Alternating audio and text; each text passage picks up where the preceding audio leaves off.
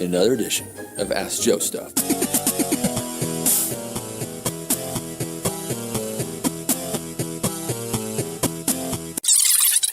I always watch WCW because they did do one smart thing. When WWE used commercials, they'd be on. I can essentially watch commercial-free wrestling. Or like when they gave away about Mick Foley winning the title and they were mocking it, and then everybody went to go watch it. Well, you know what it was? For me, I didn't believe him. I remember it, and I'm like, he's not going to win the title. I have to go see. That's what it turned into with me. I didn't believe him. I thought they were full of crap. I remember WCW did the Ready to Rumble cage match, like with that big ass cage. You know what I'm talking about? And then somebody got thrown off and almost killed him. Canyon, I think it was. He was gone for a long time. They threw him off. I'm like, you're not Mick Foley. You can't do that. Only he can get thrown off something like that and get up. You know what was funny? I was watching a thing on WWE Network, and they were talking about WCW having a hardcore title. I don't remember that. And I watched it. I don't remember a hardcore title. Or a women's title, for that matter. I don't remember neither one. They showed what the title looked like, and I was like, I don't remember that. Like, I didn't even remember seeing it. They must have televised it so little. But my reason for watching them was because I liked watching all the vintage guys, because I started watching wrestling a little later, like 97, which is late for those guys, like the Hogans and Savages. So I wanted to see them. Luger, all them guys. That's why I watched it. WWE was always a big company once Vince McMahon bought all the territories or whatever he did and made it big. I mean, even now, even though, in fact, a lot of people say, but I guarantee you if they got an offer, they would go. Everybody wants to work for WWE because it's a big company. They could talk smack like, oh, I don't want to work for, oh, you would, because they're going to pay you more.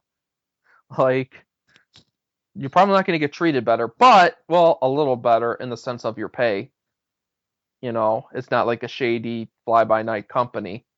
So you'd get your money, but don't talk smack like you wouldn't go. You know damn well if they called you, you'd be like, yep, coming. Don't lie. I mean, I'm sure there's a few people out there who wouldn't do it, but most people are going to be like, all right, I'll put up with the politics to do it. Like, come on now. Don't talk like you go. You don't, you go. And now that Tyson Kidd injury ended up being the best thing for Cesaro, because now they're giving him the push he should have been getting a long ass time ago. And as a face, he had all that momentum. They're so dumb. They had all that momentum. He had all that momentum as a face for a while there, and then they put him with Heyman and turned him heel. How stupid are you? He had so much momentum, and then now they're essentially going back to what they should have been doing all that time ago. And oh, you didn't connect. He was connecting. How can you say that he didn't connect? He was connecting, and then you cut him off at the knees. Like, what's your problem? And then Tyson Kidd getting hurt. Now they're like, well, great. Now what are we going to do with him? All right, let's push him and see what happens. And now he's getting over. That's stupid. It should have been done a long time ago. I just think they have so much talent that they don't use. It's crazy. Like, they finally did. Like, they're starting to use the divas, which is good. Like the NXT ones, and then but the NXT wrestlers, other than like Seth Rollins and Reigns, they don't really get used that like for main event consideration. And even Reigns isn't technically a main eventer anyways right now. He had it, and apparently, no one liked it, so they pushed him back down, and then now he's starting to get momentum to go back. But Seth Rollins is the only one. If they would have put other people, like, I don't know. I just think that they have so much talent that they could be using. Like, how is Bray Wyatt not in the main event scene? How is he not How is he not competing for a title of any kind? How does that happen? I'm not saying that the feud with Reigns is bad. It's actually good for both of them. How is there not a title involved in that? I don't understand. How does that happen? Cesaro versus Kevin Owens for the U.S. title. That would have been good. No, instead we get Cena versus Rollins, title versus title. Now you just wasted the U.S. title because now it's in that match. You could have had another match out of it. You could have had the Cesaro and Owens one with more meaning. What are you doing? Like, you blew it. Like, how does... I don't know. I don't get it. Like, you have so much young talent on your roster that you're not even regulating them to mid-card. Sometimes they just come on TV, boom, the commercial's over. They don't even get their entrance. Like, come on. Like, you're like low card or not even on the show. Like, how does that happen when you're that talented? And then they turn around and go, well, they don't go for the brass ring or whatever. Dude, you don't even give them the opportunity. I thought you're supposed to preach opportunity. The only thing you're guaranteed is opportunity. That's what they used to say back when the Monday Night Wars. The only thing you're guaranteed is opportunity. Now the only thing you're guaranteed is burial.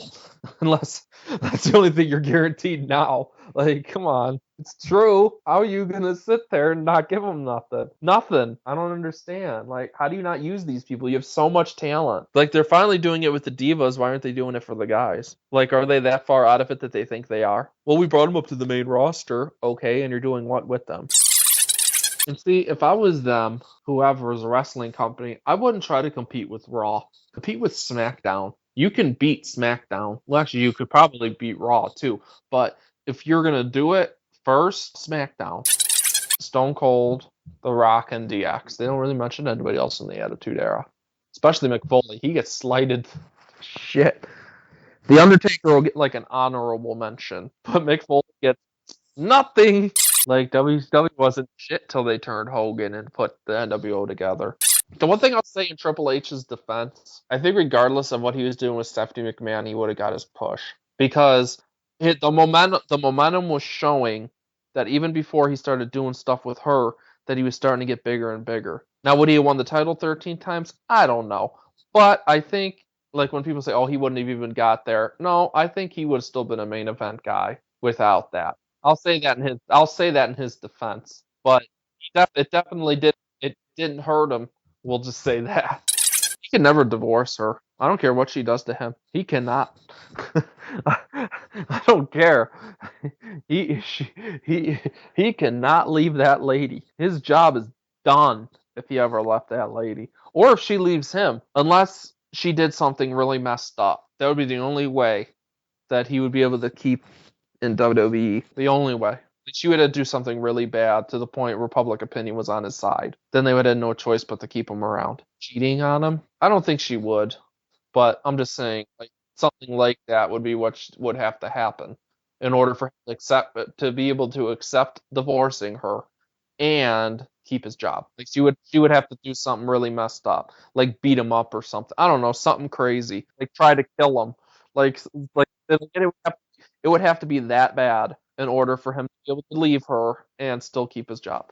Wouldn't it be funny? And they have no idea who he is. Or on an airplane. Like, hey, what's up? Hey, what's your name? Oh, I'm Phil. Because he'd probably just say his real name. If they don't know who he is, would he introduce himself as his real name?